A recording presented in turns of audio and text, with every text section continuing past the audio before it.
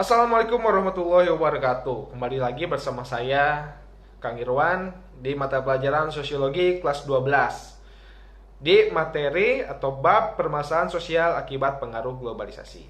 Nah, untuk kompetensi intinya sendiri itu ada di 3.2, yaitu memahami berbagai permasalahan sosial yang disebabkan oleh perubahan sosial di tengah-tengah pengaruh globalisasi. Nah, tujuan dari pembelajaran kita kali ini diharapkan melalui kegiatan pengamatan di masyarakat sekitar dan diskusi, siswa dapat menganalisis perubahan sosial di tengah arus globalisasi, serta dapat menggunakan pemahaman globalisasi dan pengaruhnya dalam kehidupan masyarakat dengan sikap bijak, kritis, jujur, disiplin, tanggung jawab di masyarakat. Untuk IPK-nya atau indeks pencapaian kompetensinya, kita fokus di poin yang ketiga, mengidentifikasi sikap kritis dalam menghadapi tantangan globalisasi.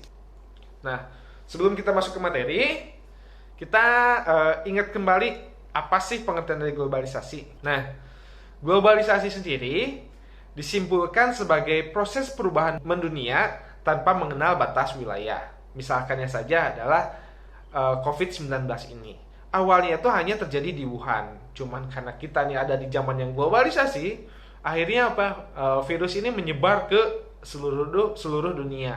Dan ternyata COVID ini membawa juga kebiasaan-kebiasaan baru yang harus dialami oleh masyarakat dunia gitu. Kebiasaan baru seperti apa? Yaitu misalkan seperti dihimbau untuk menggunakan masker setiap saat ketika berpergian keluar.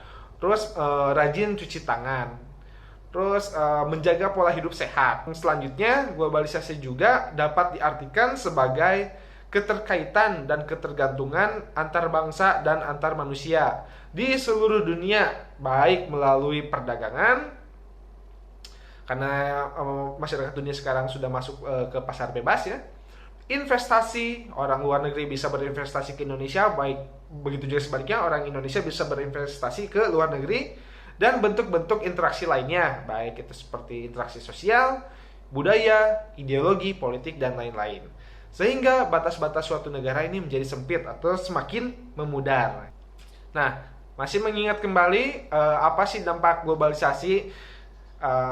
Yang pertama itu di bidang ekonomi. Di bidang ekonomi udah jelas ya, dampak positifnya negara dapat memenuhi kebutuhan hidup masyarakat. Namun dampak negatifnya masyarakat menjadi lebih memilih produk asing dibandingkan produk sendiri. Nah, untuk sosial budaya, dampak positifnya kita bisa mengetahui atau memperluas wawasan kita tentang budaya-budaya yang ada di dunia. Namun dampak negatifnya ternyata generasi kita malah menyukai budaya asing ya, budaya Korea, budaya Jepang, budaya Barat dibandingkan budaya sendiri. Ya di bidang politik mendorong pemerintah untuk melaksanakan good governance, namun negatifnya negara kita terlalu bergantung pada negara adidaya atau negara yang lebih kuat dibanding secara politik.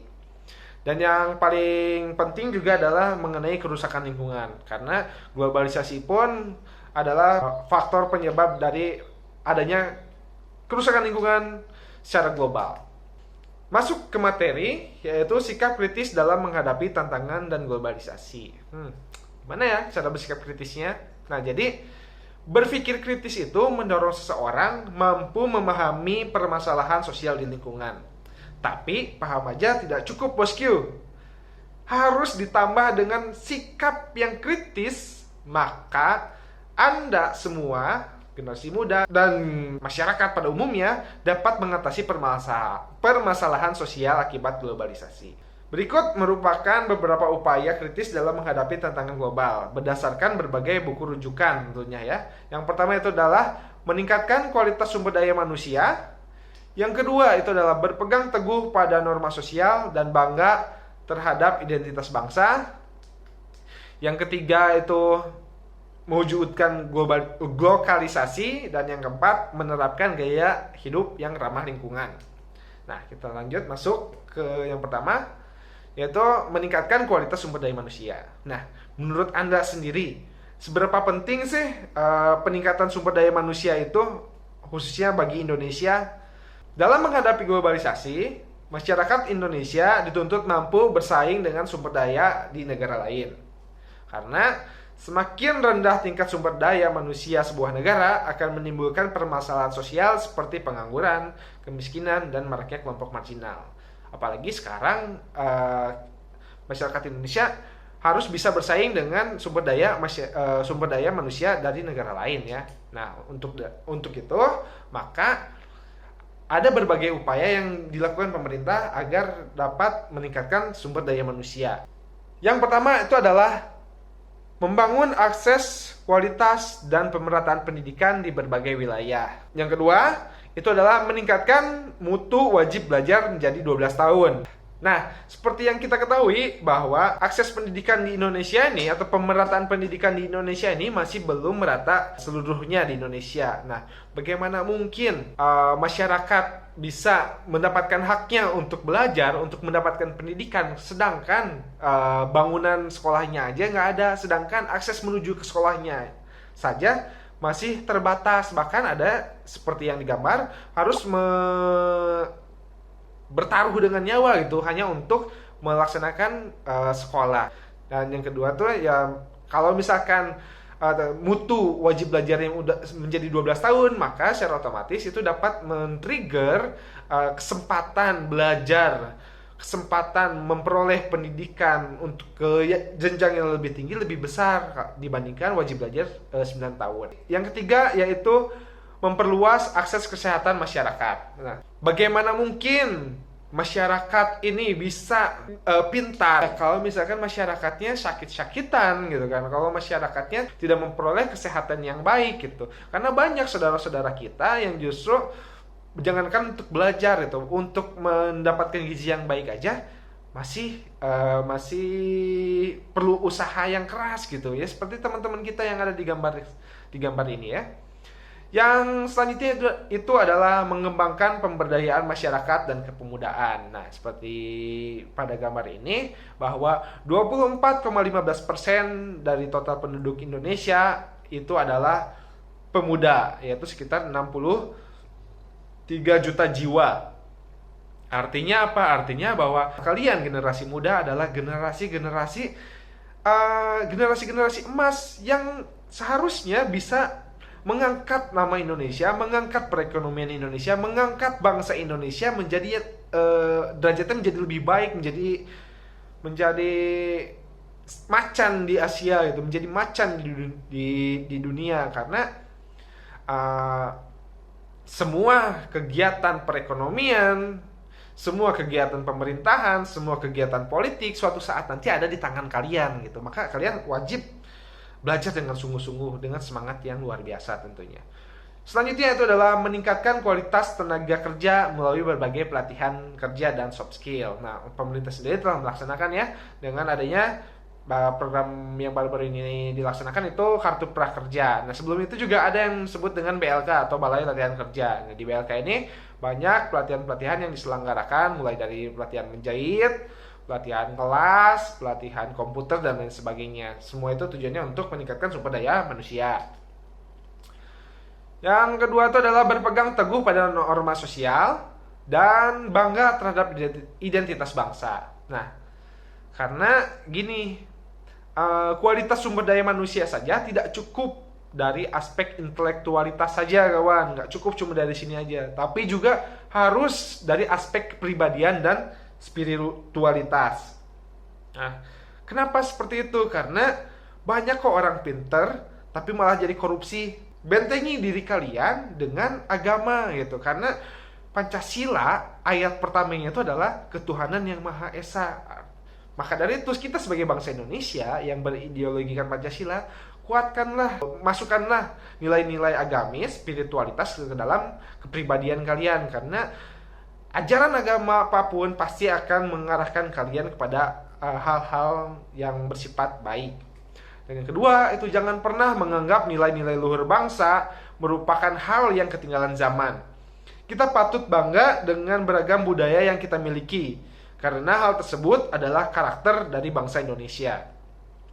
Menjadi modern itu bukan berarti mengikuti pola hidup negara maju dan meninggalkan budaya sendiri. Menjadi modern itu berarti meningkatkan kualitas hidup sesuai dengan karakter budaya nilai dan norma sosial yang ada dalam masyarakat. Yang selanjutnya itu adalah mewujudkan globalisasi. Nah, apa sih globalisasi? Globalisasi adalah perpaduan budaya global dan lokal untuk menciptakan karya tiruan agar dapat meningkatkan pengaruh dari budaya tertentu. Nah, inti dari pemikiran globalisasi itu adalah think globally and act locally. Misal contohnya saja kayak gini, KFC. Ternyata KFC itu yang pakai nasi cuma di Indonesia, sedangkan di Korea tuh nggak pakai nasi, atau di negara-negara Eropa atau di negara-negara Barat tuh KFC nggak pakai nasi. Nah, ini tuh secara tidak langsung adalah prinsip lokalisasi yang dilaksanakan oleh perusahaan asing ke Indonesia. Jadi jangan hanya orang Amerika aja yang menyesuaikan selera pasarnya ke Indonesia, tapi kita juga harus menyesuaikan budaya kita ke selera pasar dunia gitu. Nah, misalkan contohnya seperti ini. Ini adalah gambar dari pementasan fashion ya. Mereka menggunakan batik, ini ada di New York. Mereka menggunakan batik di pementasan fashion internasional. Nah, berarti apa? Budaya bangsa, budaya Indonesia dibuat sedemikian rupa agar menjadi selera pasar internasional. Nah, ataupun seperti ini, The Red 2 Brandal. Nah, ini adalah salah satu bentuk upaya globalisasi mengglobalkan budaya lokal, yaitu pencak silat kalau dalam film ini, agar bisa dapat dikenalkan kepada seluruh dunia. Dan tentunya ternyata seluruh dunia menyambut positif adanya film The Red 2 ini Brandal, banyak disukai. Bahkan salah satu pemain Marvel, Nick Fury, namanya Samuel L. Jackson, ketika ditanya oleh Jimmy Fallon apa film favorit Anda, ketika itu Samuel L. Jackson menjawab The Red 2 gitu. Nah, bintang Marvel aja suka sama film Indonesia gitu. Maka yuk kita angkat perfilman Indonesia, produk-produk lokal Indonesia. Nah, selanjutnya juga ini kayak sepatu bermotif batik. Dan mungkin ada ide-ide yang lainnya yang bisa kita budaya lokal yang bisa kita masuk ke dalam budaya internasional.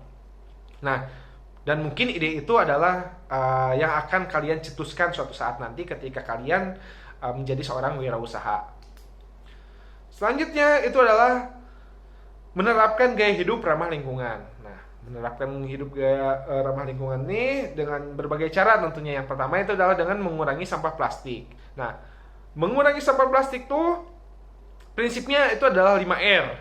Yang pertama adalah reduce, reuse, recycle, replenish, dan restore. Tapi Pak, susah Pak mengaplikasikan kelima itu. Gimana dong caranya biar yang mudahnya? Nah, yang paling mudah yang bisa kalian lakukan untuk mengurangi sampah plastik itu ya dimulai dari membawa kantong belanja sendiri. Hal kecil seperti itu saja itu adalah merupakan berdampak besar bagi bumi kita. Yang kedua itu adalah mendaur ulang. Nah, ini misalkan contoh gambarnya.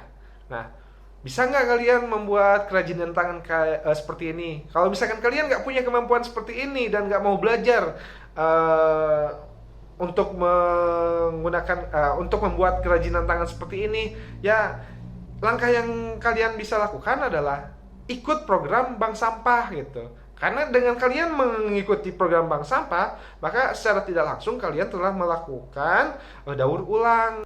Bank sampah ini kan selain kalian membantu bumi kita untuk tetap menjadi bugar, menjadi sehat, kalian juga membantu perekonomian masyarakat kecil secara tidak langsung, juga perekonomian diri kalian sendiri, karena bank sampah ini biasanya dibayar ya per kilonya berapa gitu.